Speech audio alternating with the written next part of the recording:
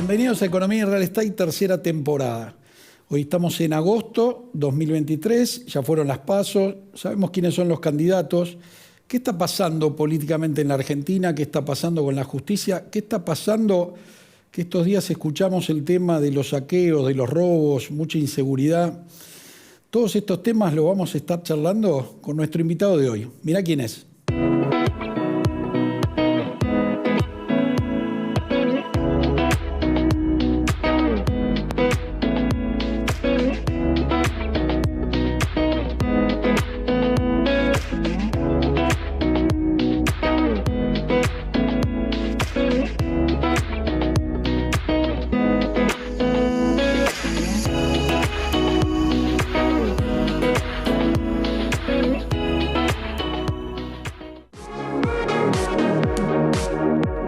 Estamos con el presidente del Consejo de la Magistratura de la Ciudad Autónoma de Buenos Aires, Francisco Quintana. Me salió todo de corrido. ¿Cómo andas, Frank? Bien, muy bien, contento de estar acá de vuelta. Gracias por la invitación. Un placer que estés con nosotros. Frank, ayúdanos a entender, gracias a Canal Metro nos ven en todo el país. Hoy, políticamente, para tu mirada, ¿cómo estamos? Bueno, recién salidos de las PASO hay que saber leer el resultado, cómo se expresó la ciudadanía. Primero, hay una parte importante de la ciudadanía que evidentemente lo hace queriendo manifestar alguna disconformidad, que no fue a votar.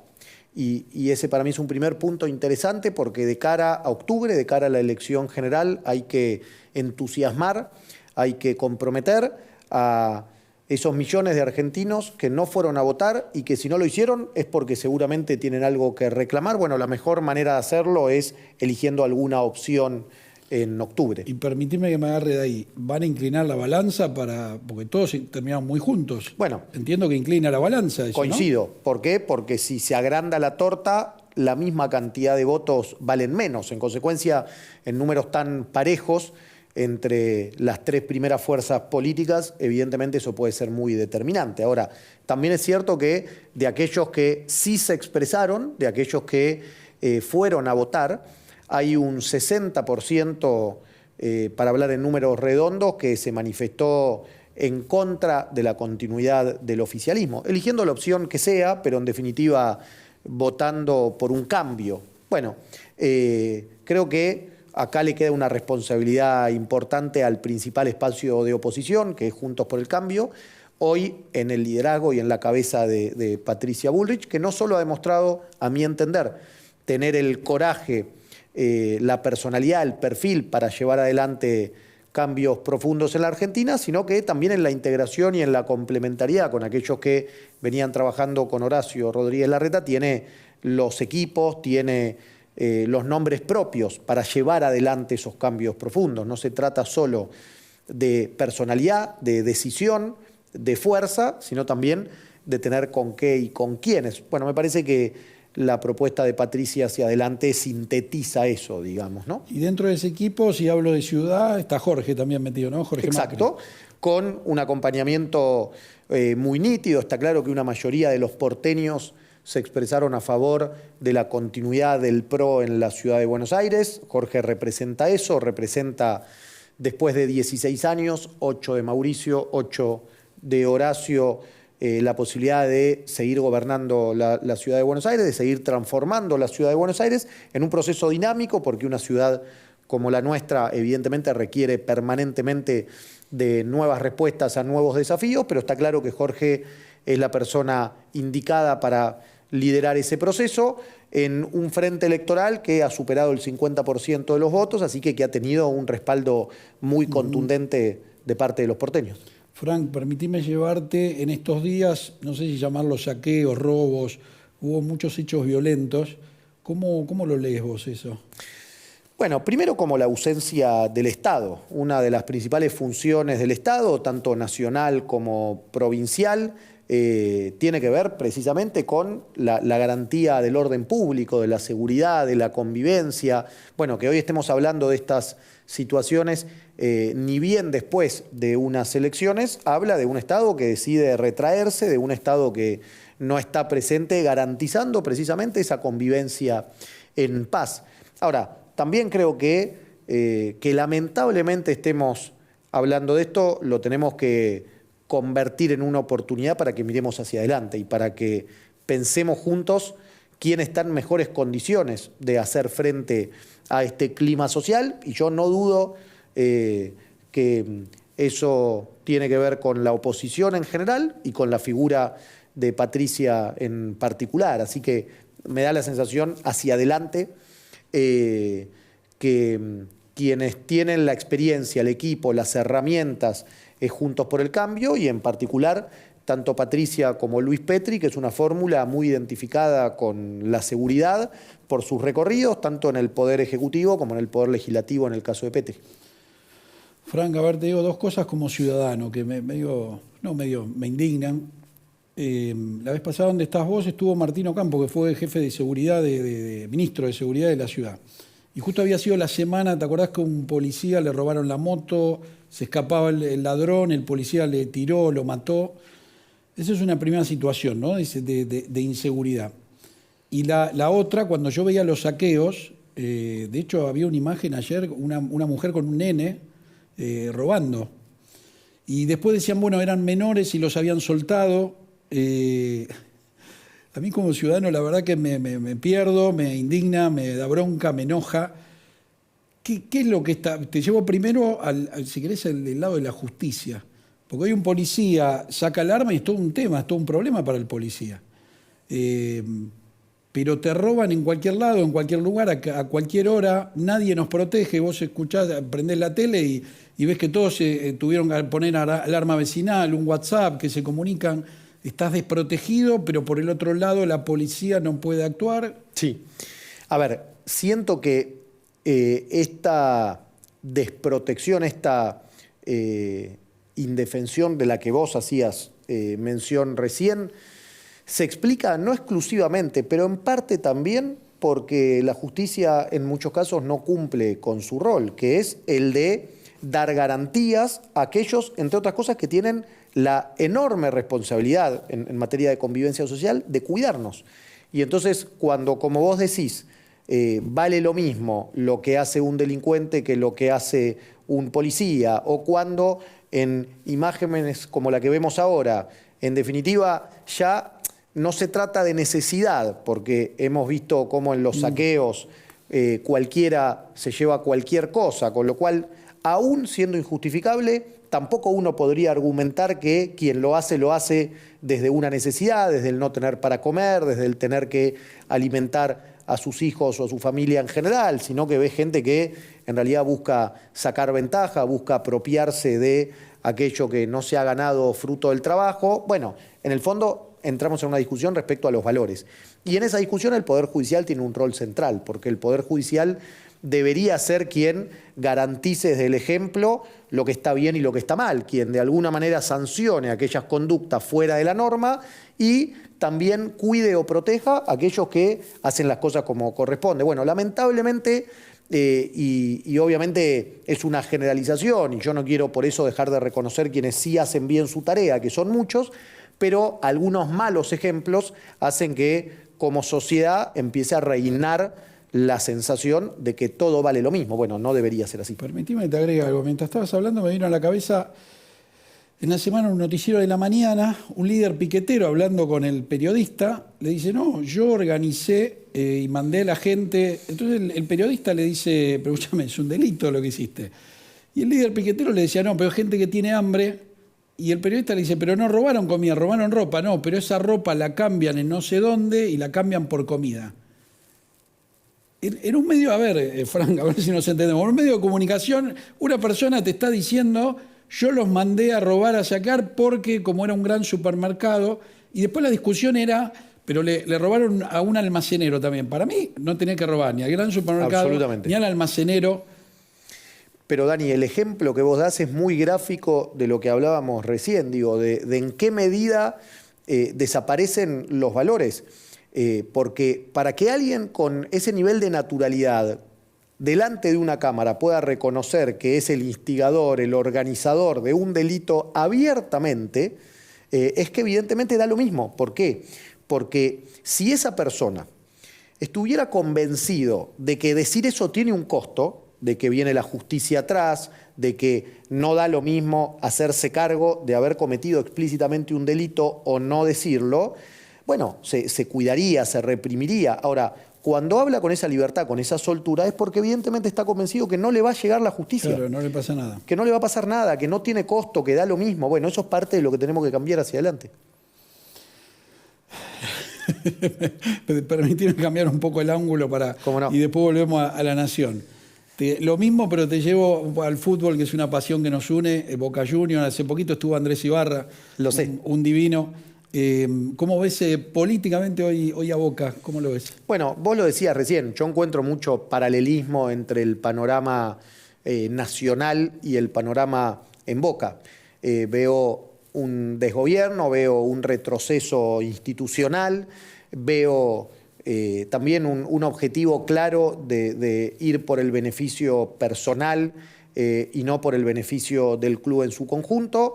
Yo lo sintetizaría diciendo que hoy Boca institucionalmente está muchísimo peor que cuando las actuales autoridades asumieron en el club, pero al final del día, para vos, para mí, para cualquier socio o hincha de Boca, Boca es una cuestión más de la pasión que de la razón, y entonces los resultados deportivos mandan. Digo, cuando Boca gana, vos o yo nos alegramos, cuando perdemos nos cambia el estado de ánimo. Ahora, seguro eso no debería ocultar, porque quienes queremos lo mejor para Boca deberíamos prestarle atención y deberíamos correr por un segundo el velo de los resultados deportivos, cómo está el club. Y el club está mal. Es un club donde no hay toma de decisiones, hay un presidente ausente, la comisión directiva está fracturada, prácticamente no tienen reuniones, hay malas decisiones en las distintas áreas. Por ejemplo, en el área de marketing estuvimos durante muchísimo tiempo sin sponsors, los mercados de pases en general son malos mercados de pases, proponen hacer con la Bombonera lo que en 4 años de gestión no fueron capaces de llevar adelante. Bueno, en fin, un montón de contradicciones. Permitime, Fran, pregunta inmobiliaria bostera. ¿Tenemos que hacer cancha nueva? A ver, yo creo que sí, y estoy convencido que el proyecto que presentó Andrés Ibarra y todo el equipo que lo acompaña es el mejor proyecto posible. Cuando digo el mejor proyecto posible es un estadio a la altura de lo que Boca representa, que es, por lo menos para mí, el club más importante de América Latina y uno de los más importantes del mundo, pero además es realizable. En Casa Amarilla, 200 metros, ¿no? Es en Casa Amarilla, permite conservar la Bombonera, no requiere de la compra de manzanas o de la expropiación. Claro, pues esto ya lo tiene el club, ya lo tiene. Esto ya es dentro de la propiedad del club. Digo, para mí es el mejor proyecto, pero a su vez es el más realista, después de habérsele mentido durante mucho tiempo a los socios. Solo un dato ahí, Dani. 2011, 2015 y 2019, el actual presidente del club, Jorge Amora Meal, prometió la Bombonera 360. Antes de ayer presentó el proyecto de ley, cuando está a 4 meses de terminar su mandato. Si hubiese habido un trabajo a conciencia, si prometió algo en el 2011, lo volvió a prometer en el 2015 y en el 19, inmediatamente después de haber ganado, deberían haber presentado el proyecto, deberían haberse puesto a trabajar. Ya lleva transcurrido el 80% de la gestión y no hay un solo hito para mostrar alrededor del estadio. No han hecho absolutamente nada. Evidentemente son espejitos de colores para volver a entusiasmar a los socios porque estamos entrando en pleno proceso electoral. Bueno, nosotros con Andrés a la cabeza proponemos algo totalmente distinto. Andrés presentó personalmente el proyecto de ley en la legislatura. Es un proyecto de ley viable. ¿Por qué? Porque se está haciendo, como bien decías vos, en terrenos que son del club. Es un proyecto que contempla una propuesta integral en materia de capacidad, en materia de experiencia del socio, de estacionamientos. Tiene conectividad con la Bombonera. La Bombonera está pensada con un uso concreto, con lo cual para aquellos, y es entendible también, que la Bombonera tiene un valor sentimental, es un proyecto integral de toda la zona. Digo, estoy convencido que no solo es el mejor proyecto, sino que también es probablemente el único en condiciones de llevarse adelante. O sea que cuando vino Andrés acá, no me lo había contado el proyecto, y yo siempre, pero muchos años me pregunté por qué, porque Boca buscaba otro lugar para hacer la cancha. Y yo estaba bueno, el Quinquela Martín, estaba el Casa Amarilla. Digo, pero ¿por qué no la hacen acá? Porque entraría. Nunca llegué a entender. Y a Andrés, le digo, pero Andrés, no se puede hacer ahí. Me dice, después te lo voy a contar. Sorpresa. Y era al final ahí, porque la verdad que dejás la cancha en La Boca, que es histórica, y hay una necesidad muy grande. Yo tengo un montón de amigos que me dicen, Dani, hay posibilidad de conseguir una entrada, un palco, un lugar. Pero es que es parte de asumir que estamos hablando del club con más convocatoria de la Argentina. Entonces, tener menos de 50.000 butacas, la inmensa mayoría de los partidos nos queda chico. Pero además de eso, Boca es una marca a nivel mundial que tendría que estar en condiciones de garantizarle a sus socios y a sus hinchas una experiencia de cancha de excelencia en el sentido integral. Los accesos, el sector gastronómico, los baños, el confort de las butacas. Evidentemente, si hay un club en América Latina que se puede permitir tener un estadio que no tenga nada que envidiarle a los principales estadios de Europa, es Boca. Entonces, la verdad es que Boca no hay razón para que no se plantee tener un estadio de primer nivel. ¿Para eso qué se necesita? Bueno, se necesita saber gestionar, se necesita tener un proyecto sólido y Andrés representa eso, además, entre otras cosas, como vos sabés, porque es una persona con muchísima idoneidad para liderar este proceso, porque ha sido gerente general la mayor parte interna de la gestión más exitosa de la historia de nuestro club, como fue la gestión de Mauricio Macri.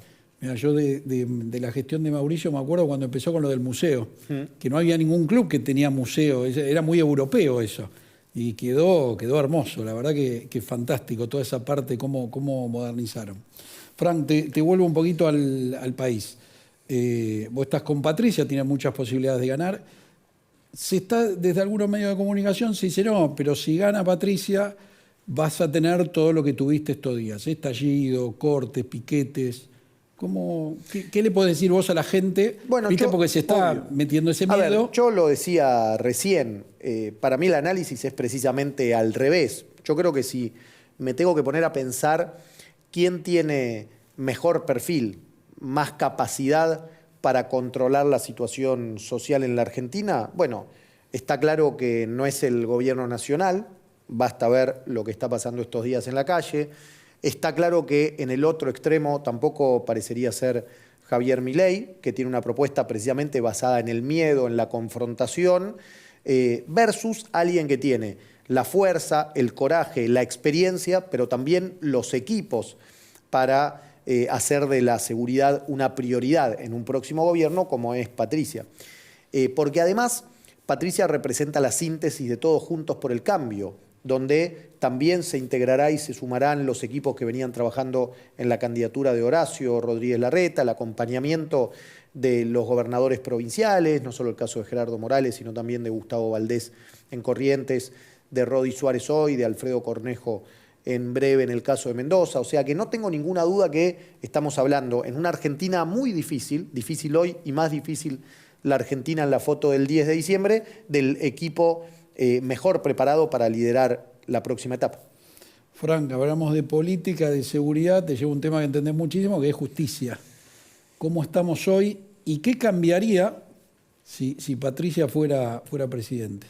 Bueno, ¿cómo estamos en esto del paralelismo con el fútbol? Estamos en retroceso en la justicia a nivel nacional. Estamos seguro peor que como estábamos a fines del 2019, porque hemos convivido estos casi 4 años con un gobierno nacional que ha estado prácticamente obsesionado por avanzar sobre el Poder Judicial, de permanentemente condicionar el funcionamiento del Poder Judicial. ¿Cómo? Bueno, con muchos intentos, con muchas herramientas, con muchos proyectos, desde ese famoso proyecto de reforma de la justicia hasta intentar cambiar al procurador general o modificar la composición de la Corte. Evidentemente, cuando las prioridades de los argentinos pasaban por la salud, pasaban por la economía, aún en plena pandemia, el gobierno tenía una agenda muy disociada de esa realidad y parecía más preocupado por cómo hacer una justicia a medida. Bueno, eso es básicamente lo que va a cambiar, o confío que va a cambiar si los argentinos acompañan con el voto a partir del 10 de diciembre, que es de nuevo volver a la división de poderes, a el respeto por la independencia del Poder Judicial, y creo que hay que retomar esa senda porque lo ato a lo que hablábamos antes, para que después no sigamos teniendo líderes piqueteros que adelante de un micrófono digan las barbaridades que dicen. Se necesita una justicia independiente y se necesita una justicia que se la deje trabajar, pero que esté integrada por los más idóneos. Bueno, en esto hemos retrocedido, necesitamos volver a avanzar en los próximos 4 años. Frank, la última, afectiva inmobiliaria. ¿Cuál fue la casa que vos recordás con más afecto, donde fuiste más feliz, y qué características tenía esa casa? Es una buena pregunta. Mis abuelos paternos tenían una quinta en Tortuguitas, en donde yo pasé buena parte de mi infancia con mis padres, mis tíos y mis primos. Tengo muchos recuerdos porque además era una quinta que mi abuelo fue haciendo muy a pulmón y agrandando a medida que la familia se agrandaba, así que probablemente estéticamente o arquitectónicamente no era de lo más vistosa, pero sin embargo era muy confortable porque era el lugar de encuentro, diría yo, casi como una fija todos los fines de semana. Así que tengo muchísimos recuerdos de mi infancia y de mi adolescencia. Después, bueno, probablemente un síntoma más de esta Argentina en la que vivimos, después de haber sufrido varios hechos de inseguridad, mi viejo y sus hermanos decidieron venderla, pero de haber pasado 15 años de mi vida yendo todos los fines de semana, yendo los veranos y demás, tengo un muy lindo recuerdo. Estaba pensando eso de la seguridad. Yo soy un poquito más grande que vos, tengo 55, y me acuerdo de chico, yo nací en Villa Devoto, de jugar en la calle, claro, y jugar a la pelota con mis amigos y dejar la puerta abierta. Vos fíjate cómo involucionamos en ese sentido. Te escuchaba cuando vos decías de la quinta, me imagino a ustedes jugando al fútbol con las puertas abiertas, muy relajados. Al principio puertas abiertas, después cerrar las puertas, después elevar un poquito el cerco, después poner rejas en las ventanas. Viste como uno en eso, en términos de la convivencia, en el fondo siente que ha ido involucionando, que ha perdido el concepto de espacio público, digamos, ¿no? Tal cual. Así que bueno, Frank, ha sido un placer que estés con nosotros. Gracias. Permitime dedicarle este programa a una persona que queremos mucho los dos, que es Federico Taramelli. Me dijo, si no me lo dedicaste más, así ahí que está. Fede, querido, compartía la dedicatoria. Está dedicado a este programa. La gente de Mi Free Shop te va a dar un rico vinito ahora cuando te vayas. Muchas gracias. Así que bueno, nuevamente, Frank, gracias por estar. No, a vos y a disposición. Un placer. Vamos a los compromisos comerciales y ya volvemos.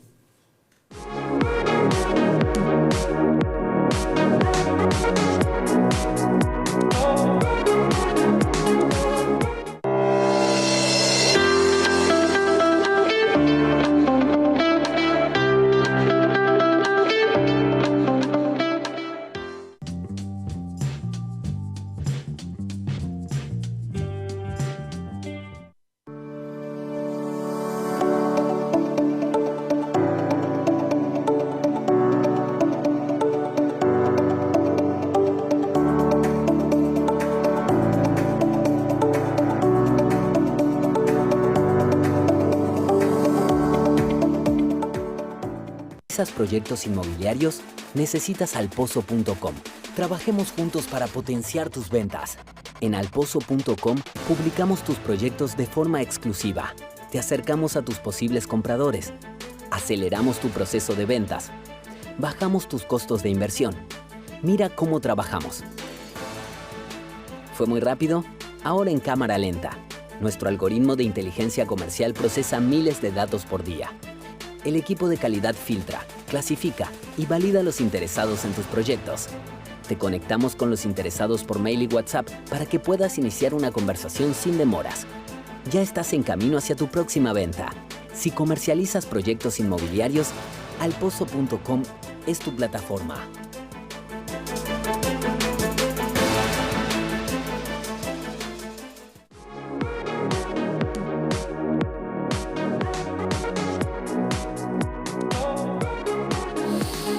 Muy bien, gracias a todos los que nos escriben todas las semanas. Nuestro WhatsApp, que suele salir en el programa, nuestras redes sociales, a mi Instagram, @DanielZampone, todas las consultas las estoy contestando por privado y algunas, las que vienen en mayor cantidad, las contestamos, aprovechamos el programa para contestarlas. Esta semana todo el mundo nos escribió qué pasa con la ley de alquileres, ¿se deroga, no se deroga? ¿Dónde estamos? ¿Ya no existe más? ¿Volvimos a la anterior? No. Esta semana lo que tuvimos es en diputados una media sanción de una modificación de la ley. Se modificaron varios puntos. Los dos puntos más importantes son que los contratos, ustedes recuerden que antes del 2020 los contratos eran a 2 años, con la nueva ley que se sancionó del 1 de julio de 2020 para acá, los contratos eran de 3 años. Y las actualizaciones, o sea, el pago se hacía de manera mensual, pero se ajustaba una vez al año por un índice que daba el Banco Central. Bueno, muy bien. ¿Cómo quedaron estas dos medidas en diputados? Porque esto ahora les voy a explicar que tiene que ir a senadores. Se pasó de 3 años los contratos a 2 años. Y el tema del pago anual, el pago mensual que se ajustaba anualmente, ese ajuste se puede hacer cada 4 meses o más. Eso, según las partes, según el propietario, según el inquilino, lo pueden hacer de 4 meses, de 5 meses o el ajuste semestral. Eso no hay problema, según se pongan de acuerdo las partes. Esos fueron los 2 puntos más relevantes que se modificaron en la ley. ¿Cómo sigue esto? Esto se dio media sanción en diputados y ahora tiene que ir a senadores. ¿Qué puede pasar en el Senado? O te la pueden modificar, o te la pueden aprobar, o te pueden decir que no y vuelve todo para atrás. Entonces, nos va a llevar un tiempo hasta que esto veamos cómo leo yo esto que está pasando. Bueno, es un buen síntoma, porque la ley, más de una vez lo dijimos desde acá, no sirve, no funcionó, perjudicó a los propietarios, a los inquilinos. Al menos es una luz en el camino para mejorar, para poder de a poquito reactivar el mercado. Acuérdense que para reactivar el mercado el ideal sería controlar la inflación y tener crédito. ¿Estamos lejos? ¿Una medida a mediano o a largo seguramente será para el gobierno que viene? Seguramente que sí. Pero mientras tanto, que el mercado no estaba muy bien y estaba muy deprimido, y a la hora todos los inquilinos que me escriben y dicen, Dani, no consigo un departamento para alquilar, esto es una buena señal porque entiendo que el mercado lo va a recibir bien. Vas a tener un poco más de producto en el mercado y es una, no sé cómo definirlo, pero es una gotita de agua en el desierto que suma. ¿Es la solución definitiva al problema? No. Acordate que la solución definitiva va a controlar la inflación y tener crédito. El día que pasen esas dos cosas, nunca más vamos a hablar de ley de alquileres. Para entender el mercado inmobiliario tenés que saber qué pasa con la justicia, con la política y con la economía. Mi nombre es Daniel Zampone, soy martillero público, corredor inmobiliario. Este programa se llama Economía y Real Estate, tercera temporada, y te digo hasta la semana que viene.